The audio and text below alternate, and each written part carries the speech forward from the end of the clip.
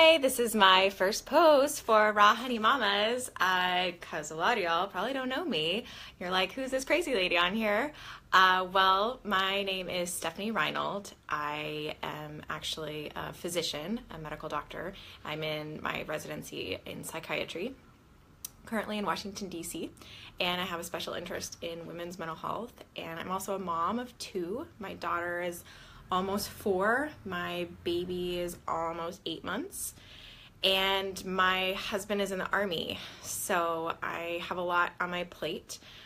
But those of you may or may not have read kind of my story on Raw Honey Mamas, but after my daughter was born, my oldest, I did have a pretty bad bout of postpartum depression, as well as just a lot of complications in my second baby pregnancy. So it's really near and dear to my heart, both personally as well as professionally. I see women every day with perinatal mood disorders, mostly in pregnancy, postpartum, and some not even really full-blown mood disorders, just like having a hard time being a mom. So I love what Molly and Julie are doing, and I'm so thankful to be part of this and part of, I'll call it the movement, their movement, because it really is. And even actually since I've been in communication with them, it's been a huge gut check to me personally, even to just take a step back and look at what I'm putting out to the world and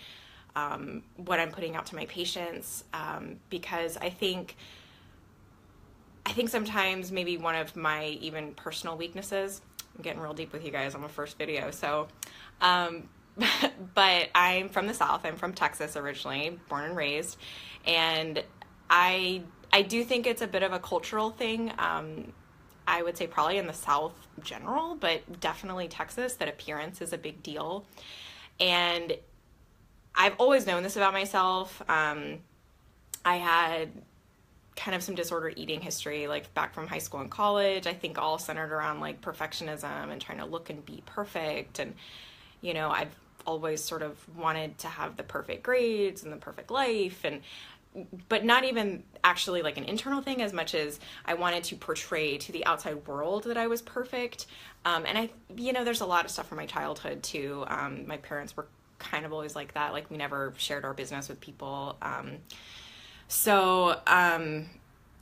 But this whole journey for me being a mom has really made me second guess a lot of what I put out there, because, there's lots of things that I do that I have come to realize that it's just who I am as a person. And one of those things is I will always probably have mascara and eyeliner on at a minimum, and preferably a whole face of makeup, but that is just who I am. Like, I personally really do not like leaving without makeup on. I like getting all dolled up for military balls. I really, really do. I love it. I probably own way too many formal gowns. I love jewelry. I'm a bit of a girly girl. So there's parts of the external appearance that is not going to go away. I mean, it would take an entire repurposing of who I am as a person. And I love myself for it though. But I also think sometimes being a mom, you are put in this place to like project perfection, and it kind of starts from day one. These days, it's like, if you don't announce your pregnancy the perfect way, then there's something off with you. If you don't tell there's like a perfect way to tell your husband you're pregnant, and then even after that there's a perfect way to tell your family your pregnancy, and it's like there's some competition in who's the most creative mom out there and the most creative pregnancy, and who has the cutest maternity clothes and who has the best baby showers. And gosh, the competitive parenting starts as a mom. And I was so privy to it in my first pregnancy, and still, I'm not perfect. I still do. But gosh, I remember specifically my daughter's first birthday. When I did finally get treatment for postpartum depression, it wasn't until, my daughter was almost 8 months old. So I had been suffering for a long time. it was bad. And I'll go into that more with you guys a little bit later. But even when my daughter was about a year old, I was still not really feeling my best. But there was still this like huge need inside of me to look perfect. And so what that meant was I wanted to show everyone I had it together. And having it together meant planning the perfect birthday party for my daughter. I know. And when your daughter turns when your kid turns a year old, they're not going to remember it. It's not for them. It's for us. It's for the adults. And no adult in my life cared. They could care less. I mean, my family could care less. My husband sure could care less. He was probably more concerned about the money and how much money I was spending. And I was actually considering hiring a professional party planner for my daughter's first birthday party. That's how deranged I was, that I needed to just look so perfect in that moment. And I didn't hire a party planner, thank God.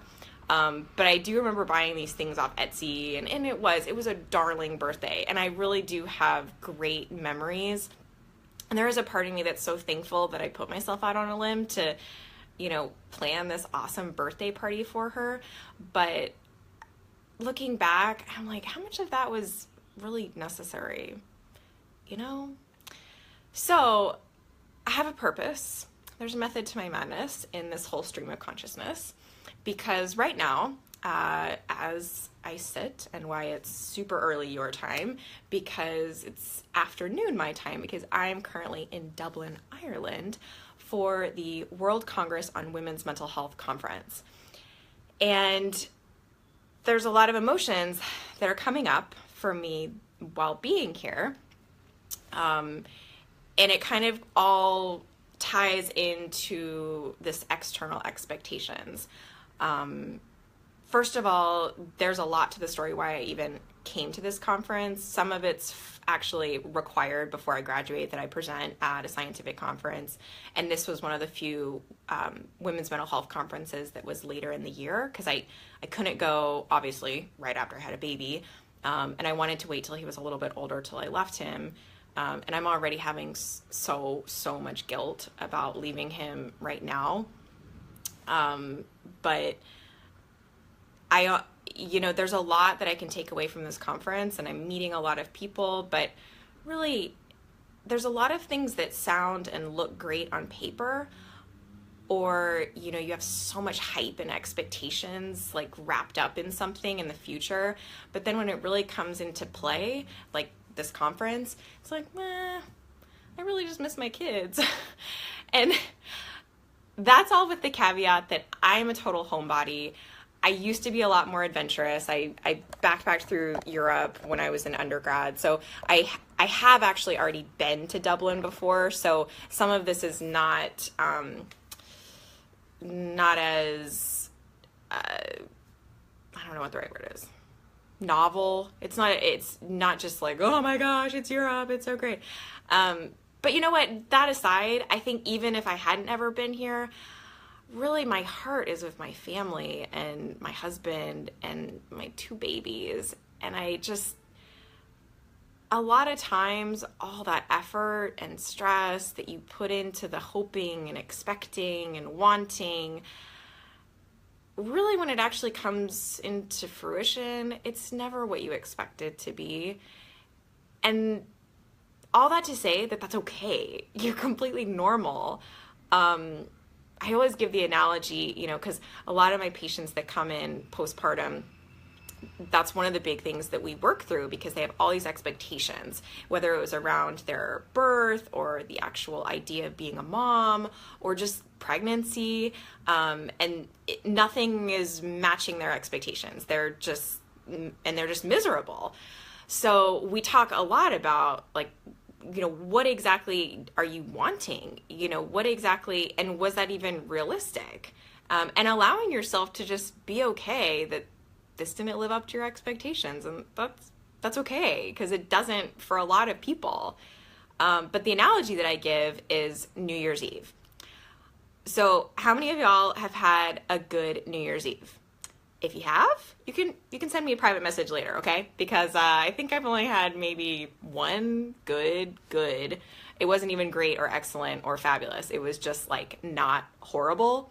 So when I say good, we're using that liberally here. I only had one good New Year's Eve in my life.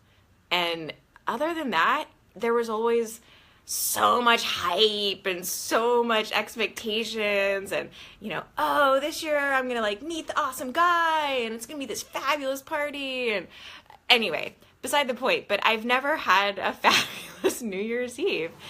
And I think that whether it's New Year's Eve or where it's, right? Yeah.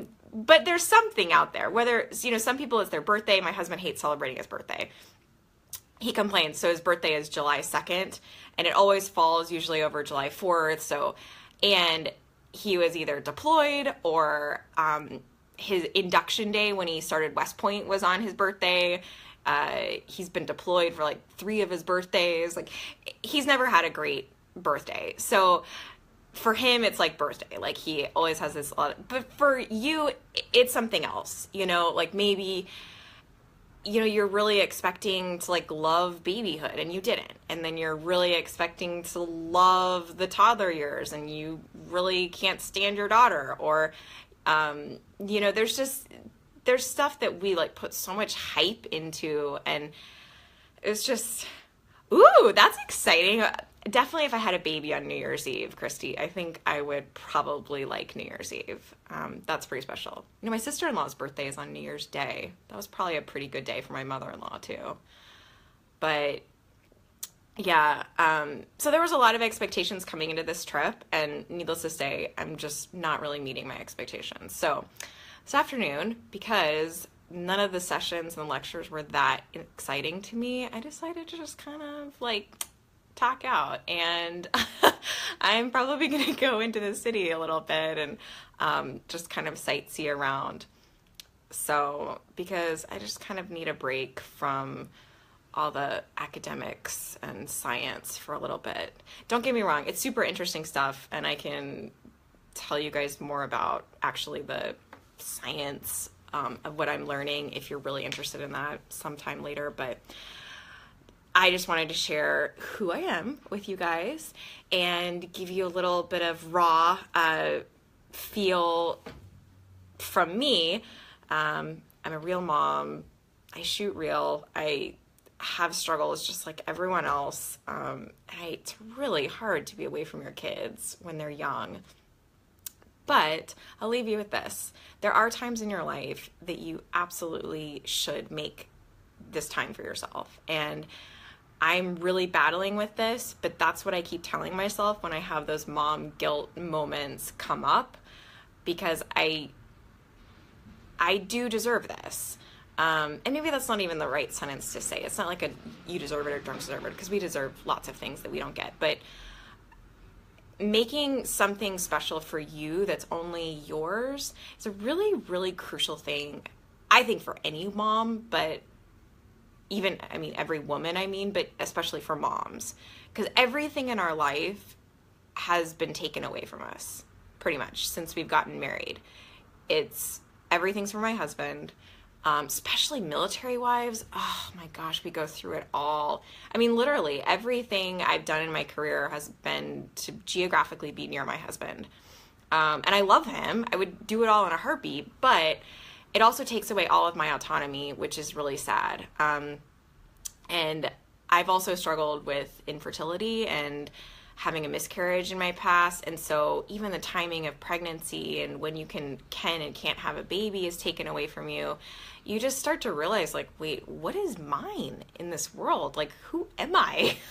Because like all your hobbies you had before you were a wife or you had babies, that's, sometimes you can keep the same hobbies. I mean, obviously I'd love to work out and I still work out pretty regularly. But I also love to cook and I never have time for that anymore. So I don't cook as much anymore. And I love music, and I haven't made music in years. And that's kind of depressing to me. But I just sort of accept that there are parts of yourself that there's seasons we all go through. And it's just part of kind of being a mom. But anytime you can make time for yourself to just be with yourself, it can pay back dividends for you. My friend in college, she used to call it dating yourself. And I thought she was crazy at the time because I'm such an extrovert. I don't like to be alone. But she had gone through these serial relationships back to back to back, and then was finally single and kind of finding herself again. And she's like, I just have to date myself again. And she would do all these things by herself, like actual dates, like go to a movie or go to a restaurant, but do it by herself. And it was really healing for her. And I feel that way sometimes as a mom. Like, I need to just date myself again and kind of reclaim who I was. Yeah, I mean, rediscovering who you are outside of being a wife and a mom. Absolutely, Julie. It's hard. It's hard work. Because you're not the same, but you want to be the same, and you are the same, and it's a disaster in your mind. But anyway, so I'll talk to you guys soon. Hopefully I'll do some more videos for you guys. And if you want to know anything more specific about what I do or who I am, I'm kind of an open book. So any more from like professional advice or personal or just any other opinions, I'd love to hear it. So leave a comment. I know you guys are probably just waking up, so good morning. But I'll talk soon. Okay, bye.